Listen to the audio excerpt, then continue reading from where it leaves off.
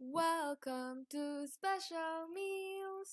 இன்னைக்கு நம்ம special meals சேனல்ல நாம பார்க்க போறது குழந்தைங்களுக்கு ஏத்த மாதிரி மைல்ட் மசாலா ஃப்ளேவர்ல ஈஸியா செய்யக்கூடிய ஒரு லஞ்ச் பாக்ஸ் ரெசிபியை தான்.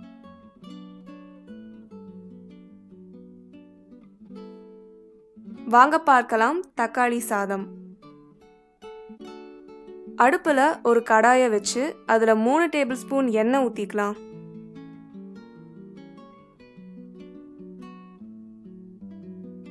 எண்ணெய் சூடானதும் அதுல சின்ன துண்டு பட்டை, ஒரு கிராம்பு, 3/4 டீஸ்பூன் சோம்பு, சின்ன சின்னதா 4 பிரியாணி இலை, இது எல்லாத்தையும் போட்டுட்டு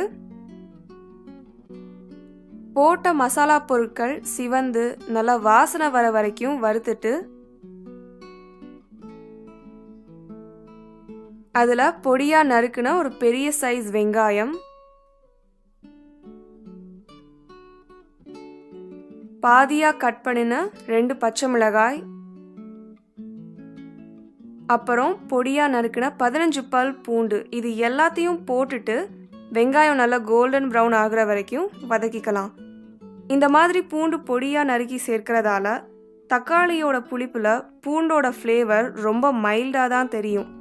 அதனால உங்களுக்கு விருப்பமான அளவு பூண்டு சேர்த்து பூண்டு சாப்பிட பிடிக்காத குழந்தைங்களை கூட ரொம்ப ஈஸியா பூண்டு சாப்பிட வச்சிடலாம்.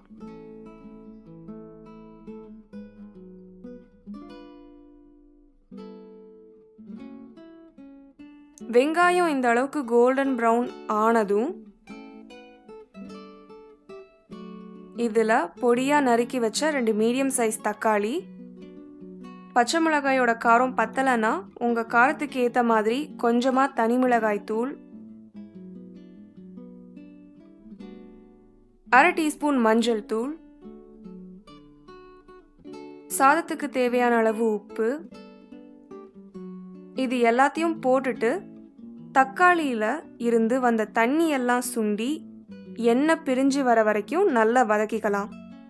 இந்த மாதிரி வெங்காயம் தக்காளியை நல்ல எண்ணெய் பிரிஞ்சு வர வரைக்கும் வதக்குறதால சாதம் ரொம்ப நேரத்துக்கு கெட்டு போகாம இருக்கும். நம்ம தண்ணி எதுவும் சேர்க்காததுனால அடுப்பு மிதமான தீயில வச்சு அடிக்கடி கிளறி விட்டுக்கோங்க. அப்போ கலவை அடிப்பிடிக்காம பார்த்துக்கலாம்.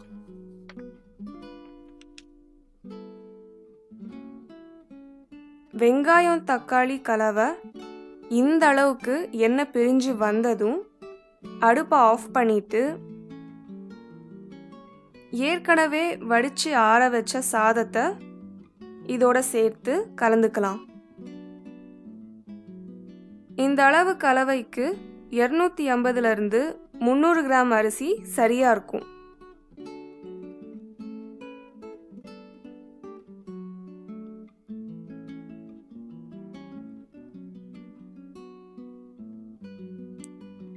இப்போ நம்மளோட ஈஸி அண்ட் டேஸ்டி தக்காளி சாதம் ரெடி. இந்த வீடியோ உங்களுக்கு பிடிச்சிருந்துச்சுன்னா லைக் பண்ணுங்க, ஷேர் பண்ணுங்க, கமெண்ட் பண்ணுங்க.